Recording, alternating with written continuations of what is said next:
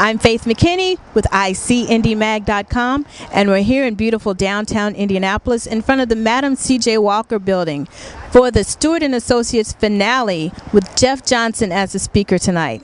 Jeff Johnson is a commentator, political activist, and author. Follow me.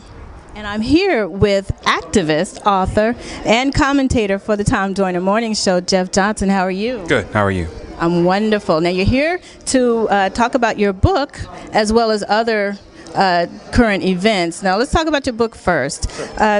Everything I'm Not, that made me everything I am, with the foreword by Kanye West. Now, I know you're from Ohio. Yes. What shaped you in Ohio to be the man that you are right now, to be the thinker, the conscience that you are now? My parents.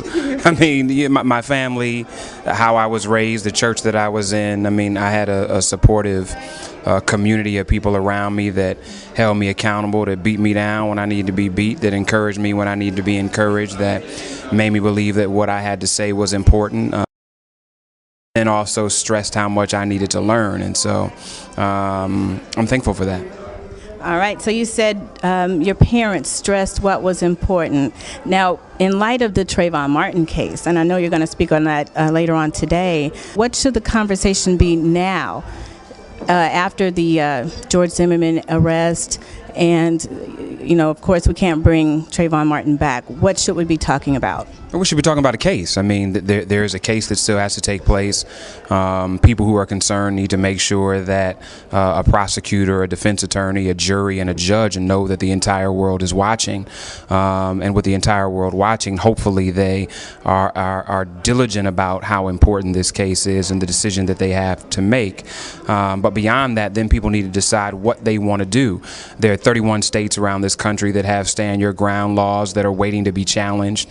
There's an election that's coming up that is larger than president, that speaks to congressional representatives all the way down to local elected officials. There are ID laws that people don't know about, and so there are many people that are prepared to show up to the voting booth with the same ID or card that they've always had that is not going to work, and people need to be made aware of that. I mean, there's no shortage of things that we have the ability to do. The question is, are people going to be moved to do something, or are they going to go back to do whatever it is they were doing before they put a hoodie on? And we're not confused. I mean, everybody's not going to do that. But I think that what we're seeing is there are some folks that want to move beyond the symbolic support of Trayvon to give more in areas that they can, and those are the people we need to encourage. All right, so what's new for Jeff Johnson? What's next? I mean, I continue to work. I've owned my own company for the last decade doing messaging work and political strategy. I have a radio show on every Sunday from 5 to 7 on internet radio show on Bliss FM. That's BLIS.FM. I'm continuing to work with MSNBC. Have a speakers bureau that we are launching within the next 2 months. Working through the Jeff Johnson Institute for Urban Development to do a campaign over the next 5 years to recruit 80,000 black male teachers. I'm working. You're working hard. Well, thank you so much for joining us. Thank you. I'm Faith McKinney with ICIndyMag.com. Follow me on Facebook and Twitter, and of course, ICIndyMag.com. We've been told, we guess from pictures that we've seen, and we assume what we want him to be. We didn't know who he was. We know what happened to him.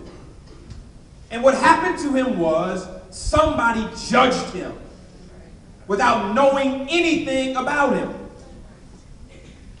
And we as a community continue to be judged without any clarity of who we actually are. But the reason that happens, beloved brothers and sisters, is because we as a community don't know who in the hell we are.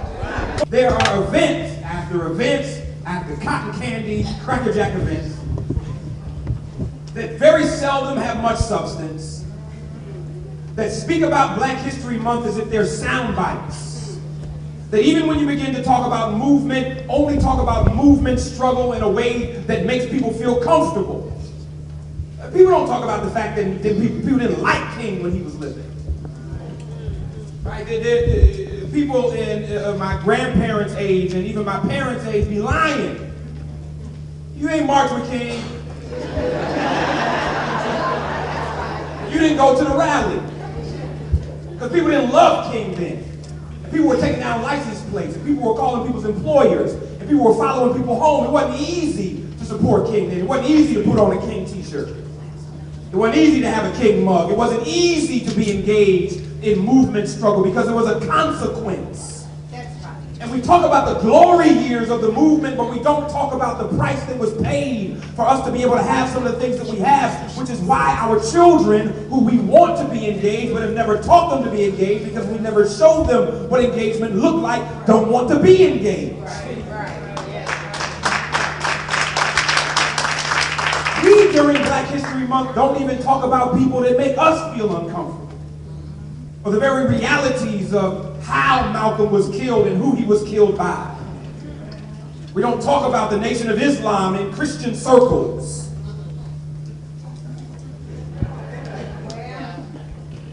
Because if we were honest about it, we'd be shamed. In Christian circles that didn't know how to engage men effectively when the Nation of Islam did. Being able to get brothers coming out of prison in a way that the church did not know how to.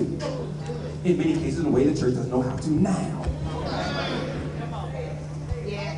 The identity problem that we have, and being willing to own our history, the best of it and the worst of it, has to be part of the process, not just in February, but all the time. We've got to be able to talk about the best of who we are and the worst of who we've been if we want to be able to develop conversations with our children that put them in a position to be proud of being Black. I'm here with Matthew Steward. He's founder of Steward Associates, the lecture series presented here at the Madam Walker. And tonight's speaker is Jeff Johnson. How are you doing today, Matthew? I'm very blessed. Jeff Johnson has been off the hook. It is actually still going on, but we had to take a quick break to come out here and talk about the speaker series. It's been phenomenal this year. Started off with Rose Kirk, the president of Verizon Foundation. We moved to Cupcake Brown, the attorney, and then we went to Dr. Steve Perry, the educator. And now tonight we're concluding the season with, and Chef. We had Chef Jeff. I can't forget Chef Jeff. Yes, absolutely. And then we're concluding the season this year with Jeff Johnson. And it's just phenomenal with the Martin case, Trayvon Martin, and the recent indictment of Mr. Zimmerman. It's just been a phenomenal discussion and exercise of political conversation here at the Madam Walker Theater this evening. And it seems that Jeff Johnson is so relevant right now with the Trayvon Martin case.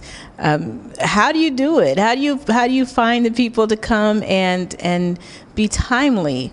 Well, it's just so much going on in the world. It's not just Indiana. It's just not the United States. You know, we live in a global society, and with the internet and Facebook, I mean, there's just so much happening, and now the information is just readily at hand. So it's good to have individuals like Jeff Johnson come to Indianapolis, first really national figure that's been here since the decision was made to make the arrest in the case. And so it's just good to get a national perspective and also to share our viewpoint with the national speaker. So it's been phenomenal. And it's just good for us to have you, Matthew Steward, and Steward Associates to bring speakers like Jeff Johnson here to Indianapolis so we can all learn and we can all experience the greatness that goes on in the world. And I appreciate it. Thank you so much for everything you do. Thank you so much. I'm Faith McKinney. Follow me.